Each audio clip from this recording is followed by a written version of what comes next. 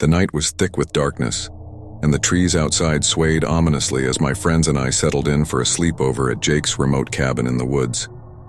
We craved adventure, but little did we know that terror lurked just beyond the cabin's walls. The evening began with laughter and ghost stories, but as the hour grew late, unease settled upon us. A strange, guttural growl echoed from outside, followed by the sound of branches snapping. We exchanged nervous glances. Suddenly, the cabin's front door rattled violently, as if something or someone was trying to force their way inside. Fear gripped us as we huddled together, whispering frantic theories about what could be lurking in the darkness. With trembling hands, Jake crept toward the window and peeked outside, his face contorted into a mask of sheer horror. He turned to us, his voice a quiver. "There's a man outside, wearing a tattered coat. He's muttering something and staring right at us." Panic surged through our veins as we realized a stranger was trying to break in. We needed to call for help, but the cabin's landline had no signal, and our cell phones were almost out of battery. As we fumbled for a plan, the intruder's low, guttural mutterings grew louder, and his voice sounded like a chant. The words became clearer, and it sent shivers down our spines. It was the names of our parents and siblings, repeated over and over. Terrified, we barricaded ourselves in the bedroom, praying for morning to come swiftly. The night felt like an eternity, haunted by the dread of a stranger who had invaded our sanctuary. When the first rays of dawn broke through, we ventured out cautiously. The cabin was empty, and the man had vanished. But the memory of that horrifying night, when a sinister intruder almost shattered our sleepover, would haunt us forever. User another one, ChatGPT.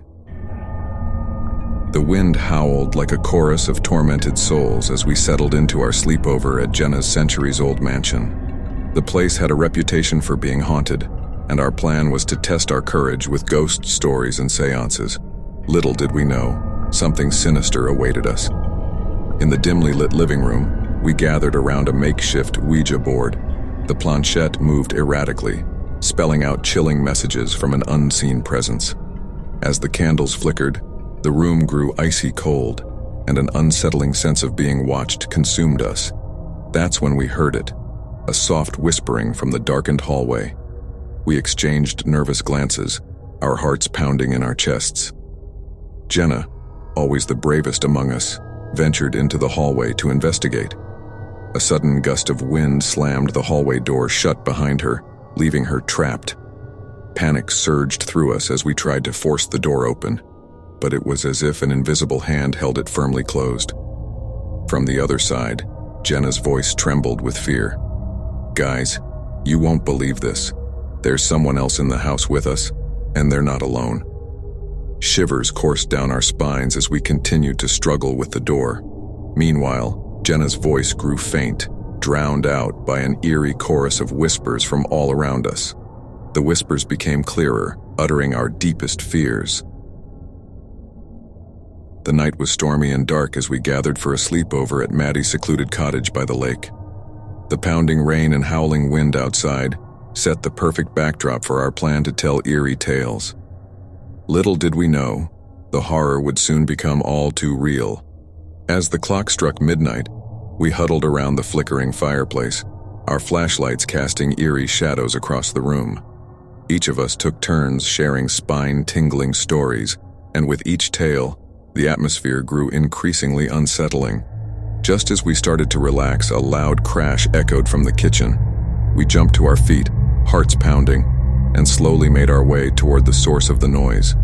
The kitchen window was shattered, and rainwater poured in. Fear clenched our hearts as we wondered if it was just a stray branch or something far more sinister. That's when we heard it, the faint, eerie sound of footsteps on the wooden floorboards. Maddie clutched my arm, her voice trembling. "Did you hear that?"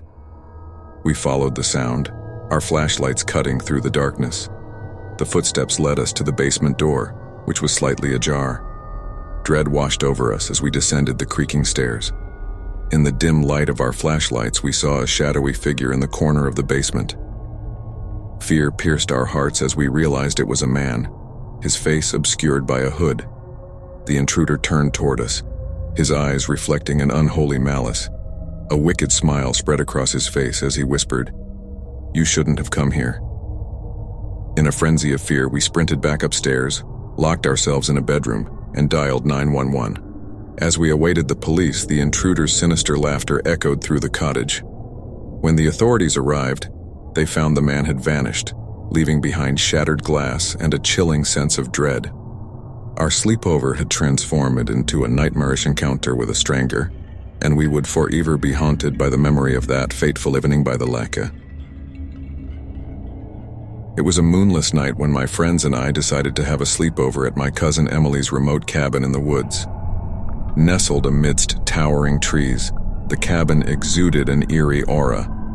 We had heard whispers of strange occurrences in these woods, but never truly believed them. That night would change everything. As the hours ticked away, we gathered around a crackling fire, sharing tales of ghostly encounters and supernatural events.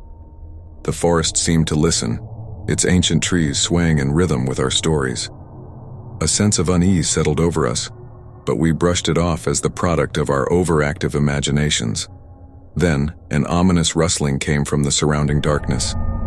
We froze, our flashlights trained on the woods. The rustling grew louder, drawing closer, and soon, we could discern whispering voices, unintelligible yet hauntingly distinct. Panic surged as we realized something, or someone, was approaching our campsite. The voices grew more coherent, murmuring warnings and pleas. Terrified, we followed the voices deeper into the woods.